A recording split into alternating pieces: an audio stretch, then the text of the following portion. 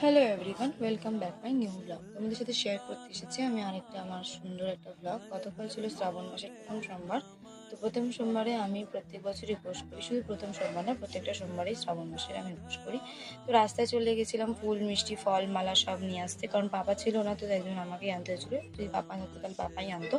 যাই হোক, এগুলো সব কিছু এনে তারপর পাড়ার মধ্যে দিয়ে হাঁটতে হাঁটতে আসছিলাম। আমাদের পাড়ায় সুন্দর একটা স্থান হলো এই মন্দিরটা।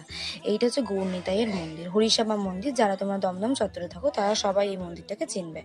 যাই হোক, এই পাড়া অতিক্রম করে আমি আমার মন্দিরে চলে এলাম। আমার বাড়িতেই মন্দির রয়েছে, বড় মন্দির। তো সেইখানে এসে পুজো দিলাম। এই দুধ দুধ তৈরি করেছিলাম অনেক কিছু দিয়ে, ভাং পাতা, ঘি, মধু, মিষ্টি এগুলো দিয়ে। তারপর চন্দন বেটে নিয়েছিলাম, তারপর ফল, প্রদীপ, ফুল, মিষ্টি দিয়ে বাবাকে পুজো দিয়েছিলাম। এই যে আমাদের সুন্দর গুলুমুলু বাবা, এই বাবা আমাদের প্রত্যেক বছর নীল পুজোর দিন পূজিত হন।